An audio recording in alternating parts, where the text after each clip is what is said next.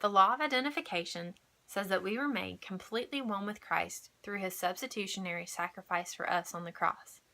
Now what that means is that Jesus came to earth as a human and he paid the penalty for our sin. He took on the shame, the guilt, the condemnation, and everything that went along with that punishment that we were due because of our sin. He was able to be that sacrifice, that substitute for us, because he first came to earth and identified himself with man, so that later we could also identify ourselves with him. Now, when he came to earth, he came not as God, but completely 100% as man, even though he was still God. And if we look at Philippians 2, verses 6 through 8, we can see exactly what he did for us. Verse 6 says, and it's talking about Jesus, who being in the form of God, did not consider it robbery to be equal with God. For him to be in the form of God, that means that he had the exact same position as God. So he had all the power, all the authority, all the rights, all the privileges of being God before he came to earth. Before he left heaven, he had to give all of that up so that he could become 100% man like us on this earth. Now verse 7 says, but made himself of no reputation, taking the form of a bondservant and coming in the likeness of men. Now when he made himself of no reputation, that's exactly what he did. He gave up all his rights and all of his privileges as a son of God and came to earth looking just like a man. And verse 8 says, and being found in appearance as a man, he humbled himself and became obedient to the point of death, even the death of the cross. So when he came to earth, he came just like we all come. He was born. He had to grow. He had to learn how to walk and talk and do all the things that we have to learn how to do. And he looked like a man and went through everything in the physical form of a human being that we have to go through. And it also says that he became obedient, which means he had the choice to obey God and do what God was asking him to do or not, just like we do as human beings on this earth.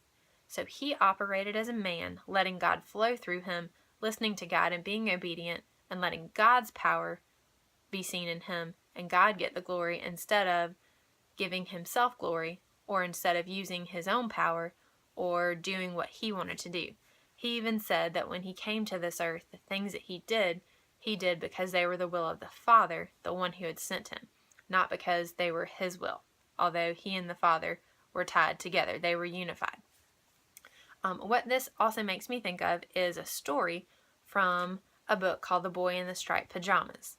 In this book, there are two little boys, one who is a German boy whose dad works for Hitler, and another who is a Jewish boy who's actually in the concentration camp called Auschwitz in Poland. Now, the little boy who's German's name is Bruno, and he goes out into the forest one day while he is at Auschwitz, or really living right next to Auschwitz, and he finds Shmuel, and they become friends, and they realize how much they have in common. They're both 9 years old, they have the exact same birthday, they're very, very similar.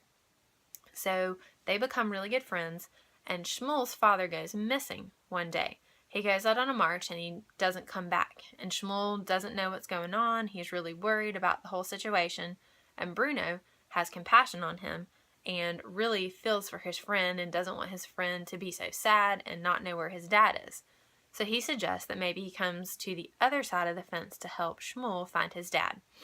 So in order for him to do that, he has to be identified as a Jew, because if he doesn't, someone's going to know something's up and that he's not supposed to be there, and he won't be able to come and help his friend.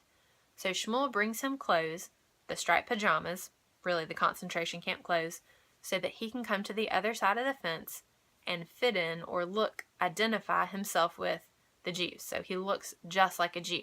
And that's what allows him to be able to come to the other side of the fence to help his friend, because he identifies himself as a Jew through his appearance. And he ends up having to go through everything that the Jews go through as well. He ends up getting killed because he looks like a Jew and nobody knows the difference. And that's just like what Jesus did for us. He took on our appearance, he took on our sin, and was treated just like a human so that we could later be treated just like him.